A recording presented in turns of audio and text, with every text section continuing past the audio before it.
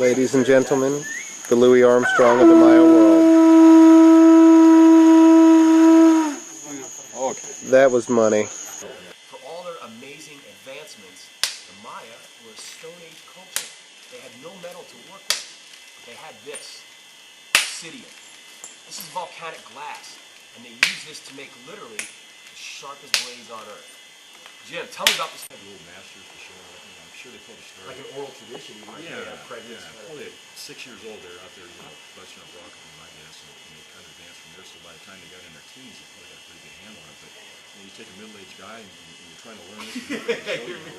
Yeah, but you know what though? You got it. It took a long time. So you're looking at this now, and you can see that if you want to break, do you start with an idea of like, I want to get something long and thin, I want to get something wide, or is it just kind of like, hey, I hit it here, and I get what I get? Yeah, you have a goal in mind. I mean, that's kind of the thing. If you want to make a biface, which basically is a tool that has flakes removed from both faces, right, like a knife. Okay, right. Or if you're making a blade, some part of a point. The definition of a blade, like this basically is similar to the Mayan blades.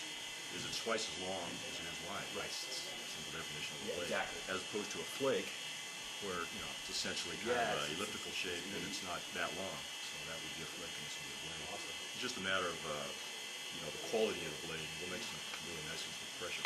With percussion, you're going to get a rougher blade like this. It's not like the ones that. Well, the other thing is too, you really can't. If you make a mistake and you blow it, you can't take it back. You can't take it back. You got exactly. Let me see you do this. Yeah. So what I'm doing right now is I'm working with hammerstones here. As we get. What are those made of? The hammerstone. What's a good hammerstone is sandstone. Some people use quartzite, even sometimes chert cobbles outside to do themselves. Yeah. But these are good. Not just any hammerstone will work. It's like an Apergis' favorite ones. They have the right pull, the right grittiness to it. And that's what you go with. Yeah, exactly.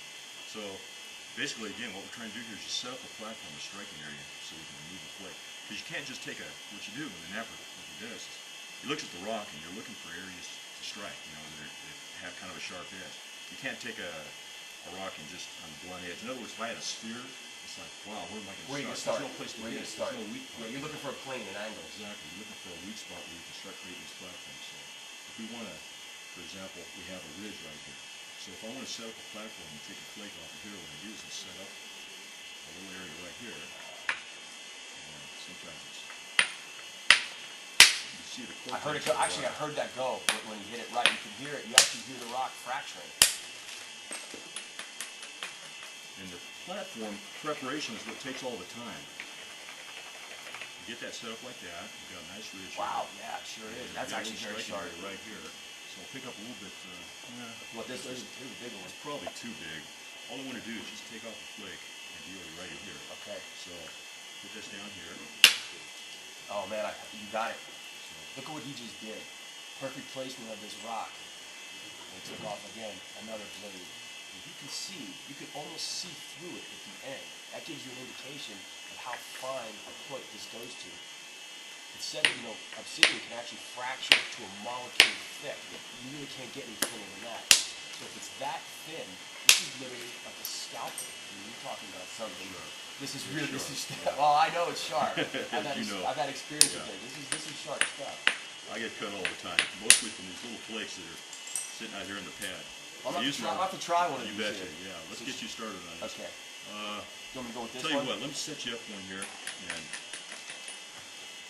okay. What you're going to do is strike it right here, about a quarter of an inch in from the edge. Get it down like that, right at this angle.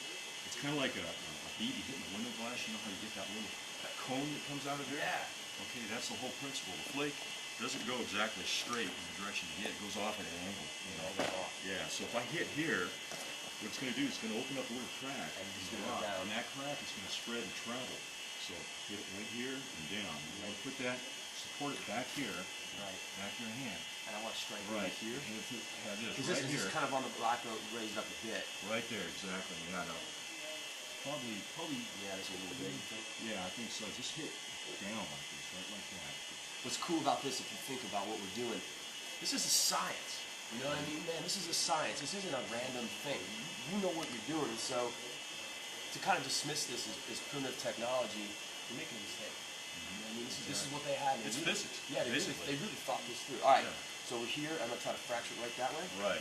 You know, just kind of hold it like this. What you're doing is you're just Let the tool do the work. Yeah. Well, you don't want an arcing swing You with want it this. straight So down. yeah, in these earlier stages, you just want to just kind of punch it in there like that, and ideally hit it right there. If you hit too close to the edge, it's gonna crumble. Okay, that's good. Well, I crumbled it. That was a little No, too close to the it's not edge. bad. All right. Maybe here. Try there. Yeah. Hit a little bit further up. Further up. Yeah. You hit it too high. I'm too high. Yeah. That's why the flake won't release. Subtle stuff. It's there. It's got too much to hold together. Right? Earlier stages, later stages, you're working with these billets.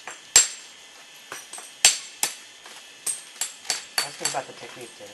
Yeah. How's this technique as far as the way you strike?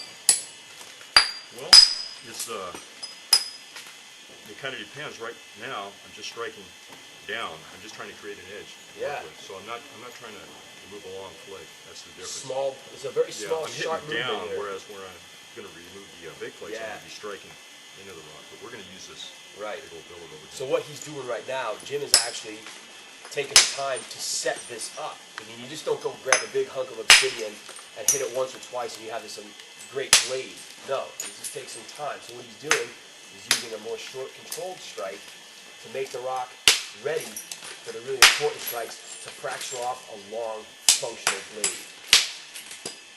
Again, lots of time to do this. This is not a quick process, and he doesn't want to ruin what he's got.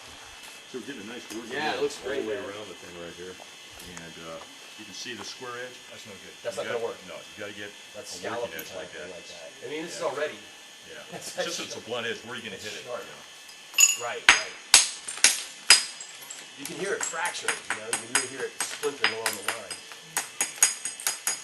I mean, you can picture.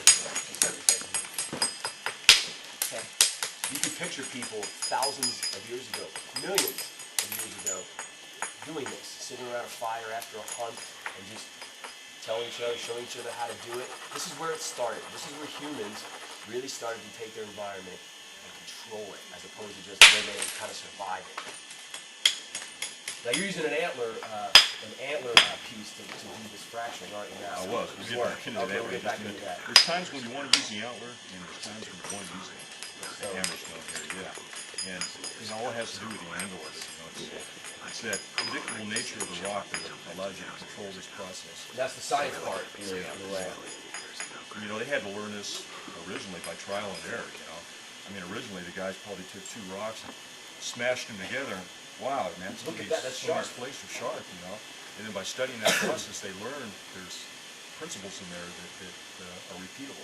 Now there's other rocks as well too. You have here, now obsidian is really sharp, but kind of brittle. Right. It's the sharpest one. And now this is something you made, which is an amazing piece of work. This is made of, That's flint. this is flint. Flint or chert.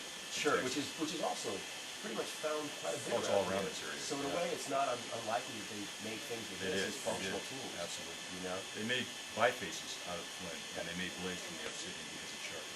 Got it. Yeah. Okay. Obsidian's a little bit more easy to control. It's more brittle. It'll break easier. The flint is more durable and better for items like these big bifaces Yeah. or spearheads. Right. Stuff like Yeah. Amazing. Just about got you one set up here. So let's just hit that a little harder and let's use the obsidian biface.